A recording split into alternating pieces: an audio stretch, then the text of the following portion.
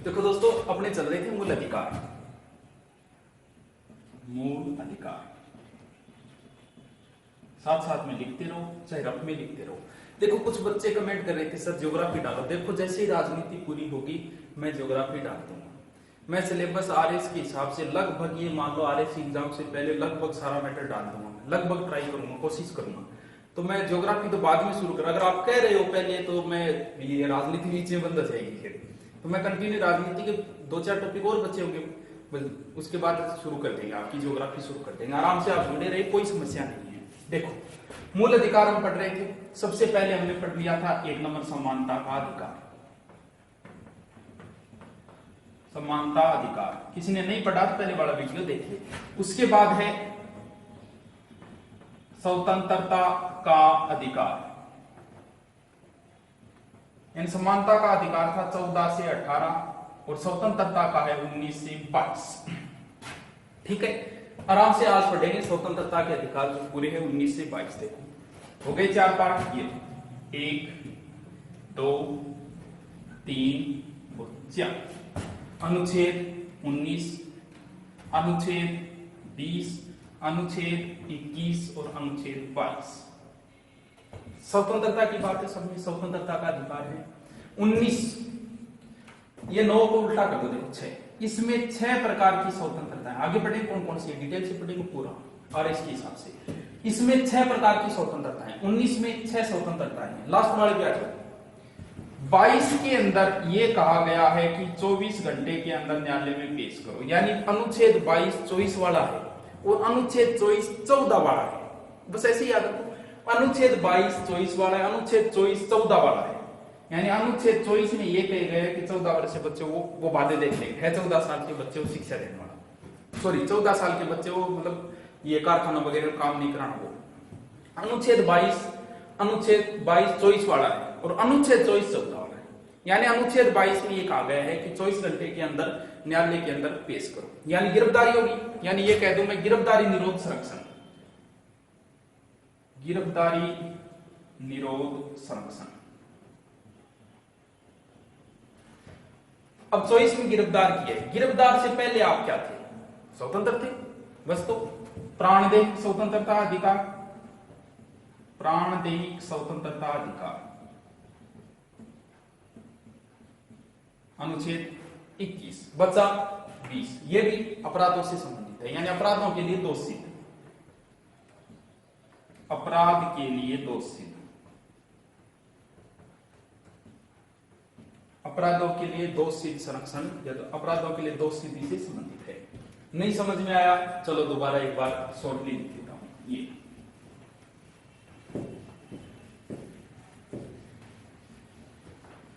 अनुच्छेद 19 में 6 स्वतंत्रताएं हैं।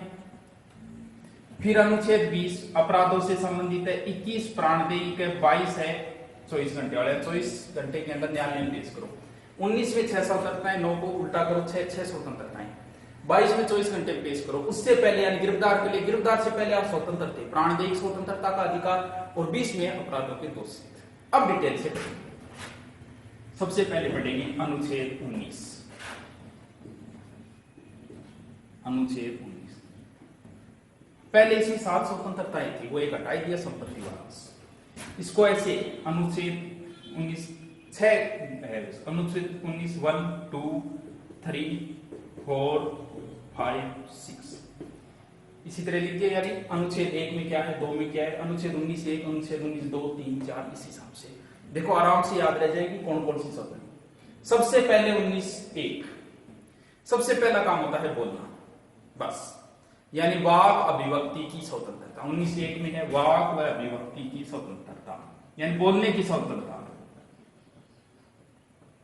वाक अभिव्यक्ति की स्वतंत्रता। जब आप बोलते ही लोग इकट्ठा होंगे, यानी सभा जरूर बनेगी, बोलते ही लोग आके बैठ जाएंगे सुनने के लिए, यानी सभा या सम्मेलन की स्वतंत्रता। 2 में सभा सम्मेलन स्वतंत्रता। अब लोग इकट्ठा हो गए तो फिर ये हो गई कि आप एक संगठन बना लेते हैं, इकट्ठा ही हो गए फिर, यानी संगठन या संघ बनाने की स्वतंत्रता, संगठन या संघ बनाने स्वतंत्रता। अब यहां तो बना लिया संघ, अब देखो कि और जगह भी चलते हैं। ये तो यहाँ की है, चलो बाहर तो और बहुत बड़ा दूसरे राज्यों में चलते हैं। यानी चलने का मतलब घूमना, यानी संचरण की शक्ति या संचरण शक्ति या संचरण की स्वतंत्रता, यानी घूमने की स्वतंत्रता, ये कह दो संचरण शक्ति। इसी हिसाब से याद रखना बस करके। उसके बाद मान लो आप कहीं घूमने गए, आपको जगह पसंद आई हुई, चलो यही निवास करेंगे, यानी निवास की स्वतंत्रता। अब भैया अगर आपने निवास कर लिया तो कोई धंधा करना पड़ेगा, बस उपजीवन की स्वतंत्रता या फिर कोई भी व्यापार कारोबार की स्वतंत्रता, यानी उपजीविका स्वतंत्रता।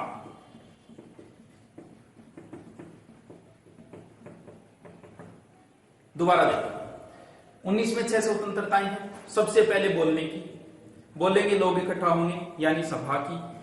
अब लोग इकट्ठा हो गए तो बोलेंगे एक संगठन बना लो, संगठन की शक्ति। इसके बाद कहीं और चलते हैं, यानी घूमने की शक्ति। कहीं और गए, कोई चीज पसंद आ गई, वहीं रहने लगे, यानी निवास की। और रहने लगे, धंधा करना पड़ेगा, यानी उपजीविका की स्वतंत्रता। अब एक एक देखो, इसमें थोड़ा सा डिटेल देख लेते हैं। बोलने की स्वतंत्रता, बोलने का मतलब यह विचार करने की, आप कोई भी विचार व्यक्त कर सकते हैं, यह है विचार इसी के अंदर आएगा। प्रेस भी बोलने का ही काम करती है, यानी प्रेस की स्वतंत्रता भी किस में आएगी? 19(1) के अंदर। विज्ञापन भी यही होती है, प्रेस ही करती है मान लो, तो विज्ञापन की स्वतंत्रता भी किस में आएगी? इसी में 19(1) के अंदर। टीवी पर जो कोई भी बात होती है, आंखों देखा, यानी आंखों देखा हाल प्रकाशित करता है, कौन करता है? प्रेस ही करती है। तो वो भी अधिकार किसके अंदर है? वाक एवं अभिव्यक्ति के अंदर। ये स्वतंत्रताएं जरूर है आपकी, लेकिन प्रत्येक में अपवाद है, आप पे रोक भी लगाई जा सकती है। कब? अगर भारत की प्रभुता और अखंडता को खतरा हो, आप बोल रहे हो, इससे भारत को अगर खतरा हो तो आप पे रोक लगाई जा सकती है। अगर आप बोलने के अंदर न्यायालय का अपमान कर रहे हो या न्यायालय अवमानना, तो भी आप पे रोक लगाई जा सकती है। दूसरी, अगर आप बोल रहे हो तो किसी दूसरे को समस्या हो रही है, क्योंकि आपके सब अधिकार है। आप अगर सीधी बात करें ना, जैसे आप डीजे बजा रहे हो, बजाओ, कोई नहीं रोकता, लेकिन अगर उसकी वजह से किसी और को समस्या हो रही है तो मान लेना दोस्तों आपके अधिकार समाप्त है। बाकी सब सारी चीज की सब है, कुछ भी करो आप, लेकिन आपकी वजह से अगर किसी को समस्या आ रही है, आपके अधिकार समाप्त। आप बोल सकते हो, लेकिन बोलने के अंदर आप अगर किसी की मानहानि कर रहे हो तो आप पे रोक लगाई जा सकती है।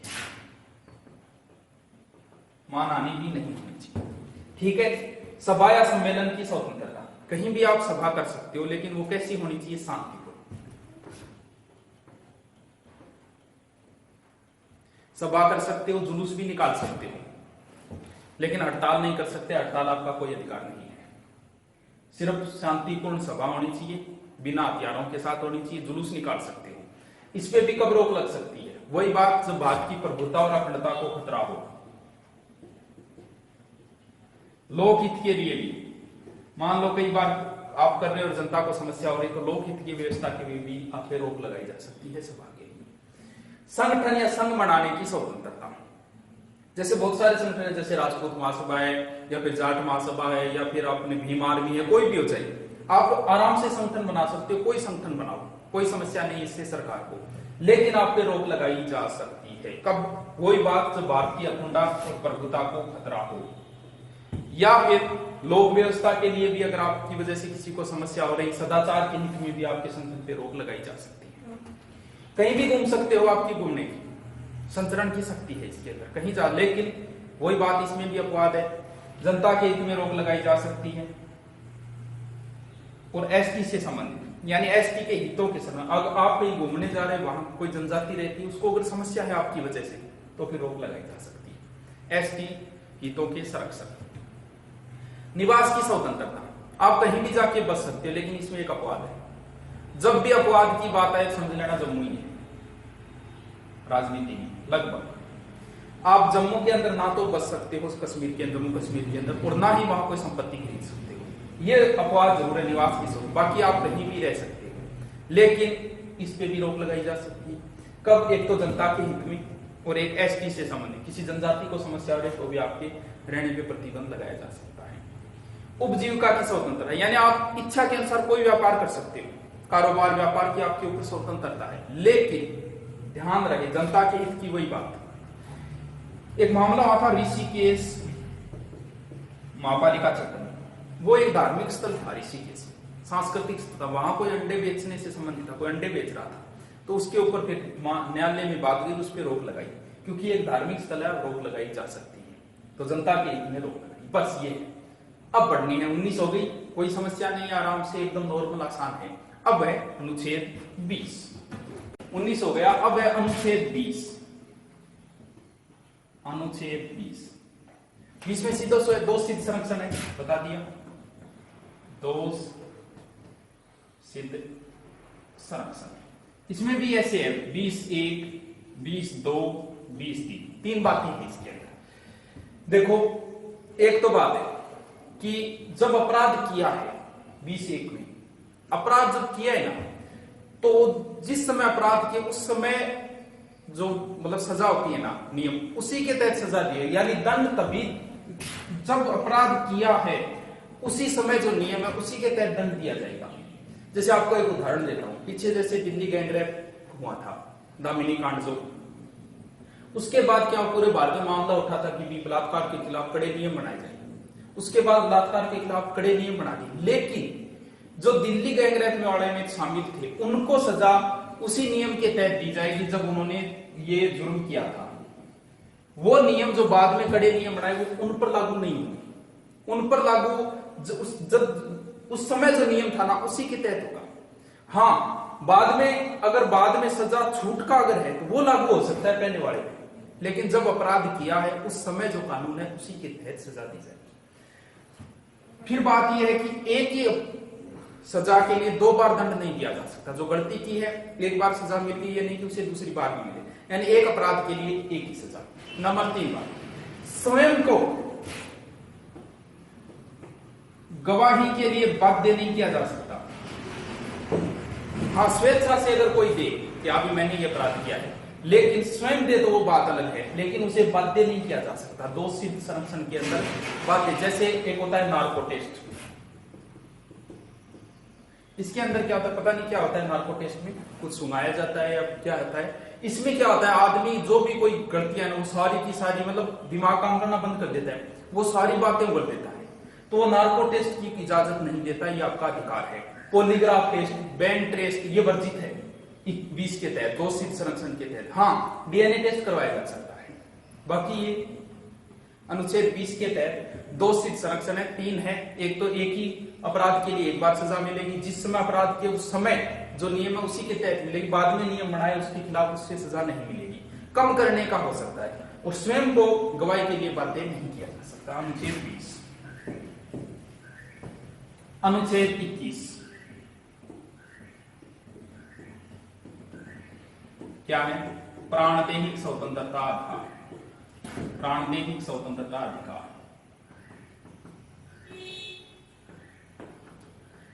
आपके प्राण और देह की स्वतंत्रता का अधिकार दिया गया है।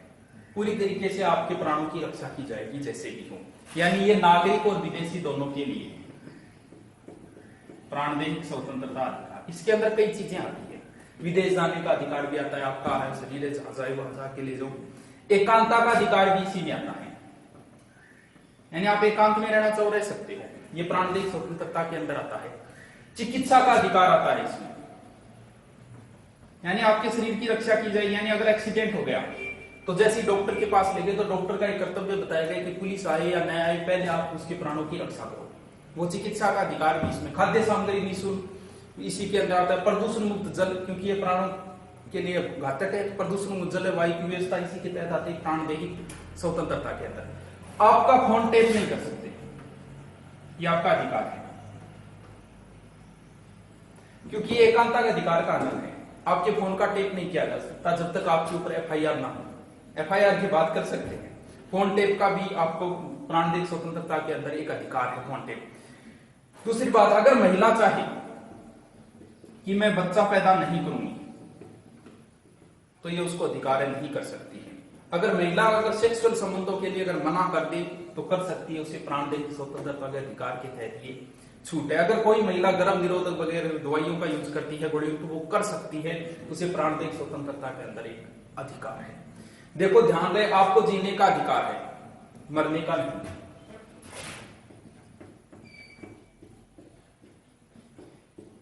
प्राणदेय मतलब आपको जीने का अधिकार है, जैसे धूम्रपान निषेध वगैरह सार्वजनिक स्थान वो भी इसी के तहत है। यानी आप सुसाइड नहीं कर सकते।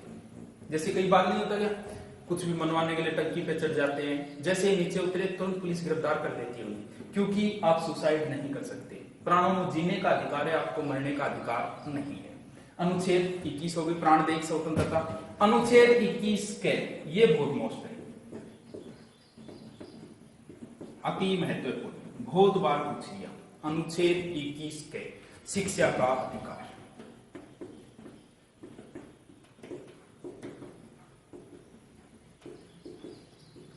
वही बात 86वां संविधान संशोधन बहुत बार जिक्र हो गया 2002, क्योंकि शिक्षा का अधिकार 3 जगह हमने पहले क्या पढ़े थे, सबसे पहले पढ़े थे कर्तव्य, जिक्र था इसका 51 में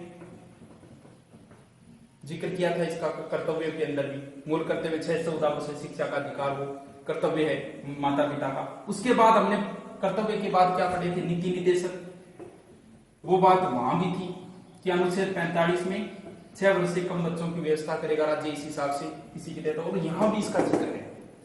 ये मोस्ट है, सबसे ज्यादा ये पूछा जाता है शिक्षा का अधिकार। अनुच्छेद 21 के 86वें संविधान संशोधन 2002 द्वारा जोड़ा गया। ये पूरे देश में लागू हुआ था बाजार डे के दिन 1 अप्रैल 2010। ये डेट सबसे ज्यादा बार पूछी गई।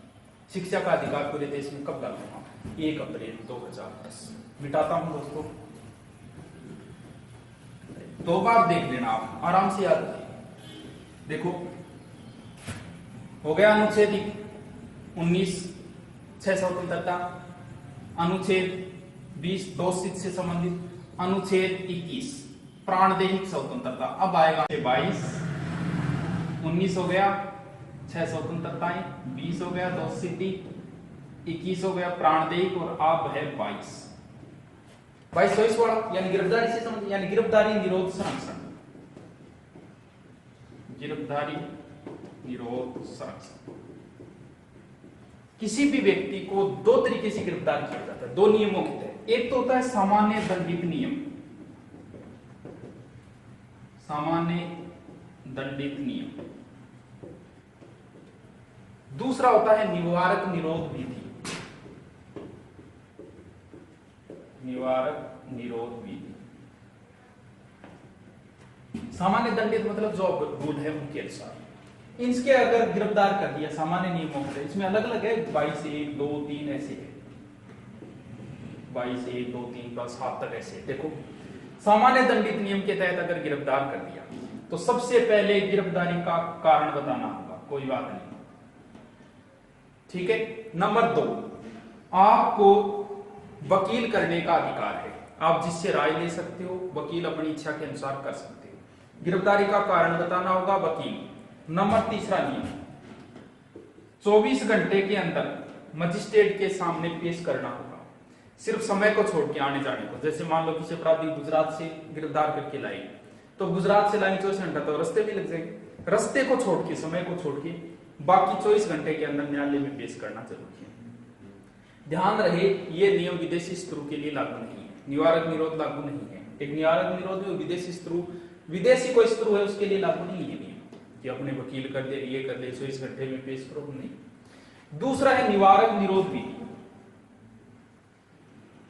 देखो ये जैसे बता दिया कि आप अपराध करोगे तभी आपको गिरफ्तार किया जाएगा, लेकिन कोई जरूरी थोड़ी है। कई बार जैसे आपने देखा होगा चुनाव शुरू होते हैं, चुनाव शुरू होते ही उससे पहले गांव में जो छंटे हुए अपराधी है ना, कई बार पुलिस उनको पकड़ के ले जाती है, कुछ नहीं किया उन्होंने बेचारे ने, लेकिन फिर भी उनको पकड़ के ले जाती है। क्यों? वो है निवारक निरोध विधि के तहत। उसमें क्या होता है, जैसे किसी को डर हो या संदेह हो, उसके संदेह के आधार पर भी, जैसे यहाँ प्रधानमंत्री आने वाला है और पुलिस वालों को डर हो कि ये गड़बड़ कर सकता है, तो उसको पहले गिरफ्तार कर सकते हैं, लोक व्यवस्था बनाने के लिए, सही ढंग से व्यवस्था करने के लिए, कानून व्यवस्था सही रहे। यानी कोई ये किस लिए किया जाता है, यानी अपराधी को अपराध करने से रोकने के लिए, वह निवारक निरोध अधिनियम। अब देखो, यानी अपराधों को रोकना ही है, यानी पहले भी गिरफ्तार कर सकते हैं कि जिससे डर हो या संदेह के आधार पर। लेकिन इसमें भी गिरफ्तारी का आधार तो बताना होगा इसमें कि भी इसलिए आपको गिरफ्तार किया है। जैसे इसमें कई भी संसद बार बार नियम बना सकती है इसमें, जैसे कभी नाम सुना हो रासू का, सबसे खतरनाक यही था रासू का। टाटा खत्म हो गया तो 1995 में खत्म हो गए थे। उसके बाद जैसे पोटो, ये भी खत्म हो गया था 2004 में। ये निवारण निरोध के तहत संसद ने अलग अलग नियम बनाए थे। ये लो ये मिला है 22 हो गए 19 से 22 तक। अब समझ में कितना आया वो कमेंट दोगे तो ही पता चलेगा, या फिर आप लाइक करोगे तो ही पता चलेगा।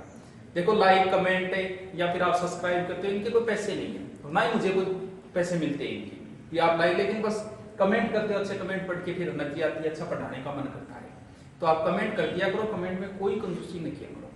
19 से 22 हो गए, 19 में 6 स्वतंत्रताएं, उसके बाद आता है 20, उसके बाद 21, फिर 22।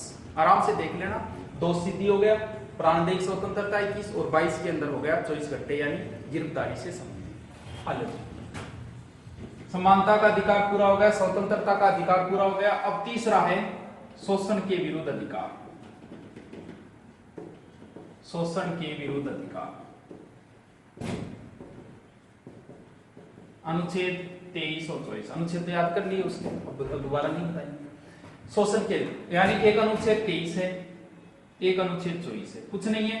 अनुच्छेद 24 14 वाला है, यानी 14 वर्ष से कम उम्र के बालक को आप जोखिम वाली जगह काम नहीं करवा सकते, जैसे बड़े कारखाना वगैरह। अगर आप करवाते हो तो कम से कम 3 महीने और अधिकतम 1 साल की सजा और 10 से 20,000 रुपये जुर्माना है इसके तहत, यानी 14 वर्ष से कम।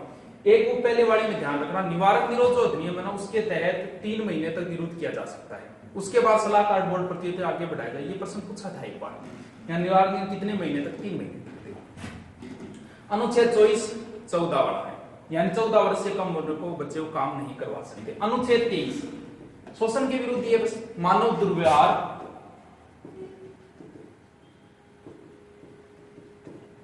जैसे कोई भी शोषण यानी बलात्, श्रम, जबरदस्ती किसी से काम नहीं करा सकते, उसके खिलाफ है। यानी मानव दुर्व्यवहार और बलात्, श्रम, यानी जैसे बेगार है, पहले चलती थी, दास प्रथा है,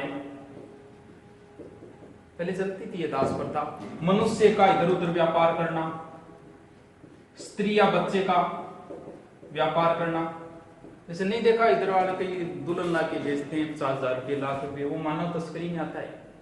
मानव दुर्व्यवहार बलात्, श्रम इसके तहत यानी तस्करी के अंदर आ जाता है। ये ध्यान रहे, अगर आप किसी से काम करवाए तो उसके बदले मेहनता ना दो उसको, ये बलात्, श्रम नहीं करवा सकते आप, जबरदस्ती किसी से काम नहीं कराए। जैसे जेल के अंदर कैदियों से काम करवाया जाता है तो उनको भी पैसे दिए जाते हैं। अनुच्छेद 23 मानव दुर्व्यवहार और बलात्, श्रम के खिलाफ है ये चीजें, ठीक है। 23 शोषण के विरुद्ध, 23 14 वाला इससे पहले है, यानी शोषण के विरुद्ध किसी का शोषण नहीं करते। हाँ, कई बार देश के लिए बाध्य किया भी जा सकता है, देश सेवा के लिए, बाकी उसमें मानव दुर्व्यवहार के साथ बेगार, मनुष्य, दास प्रथा, स्त्री बच्चों इनका व्यापार वगैरह ये सारे अवैध है 1923 की तरह। ठीक है दोस्तों, अब आगे थोड़ा सा 1 या 2 दिनों में आगे वाला पार्ट जितने बच्चे हैं वो डाल देंगे।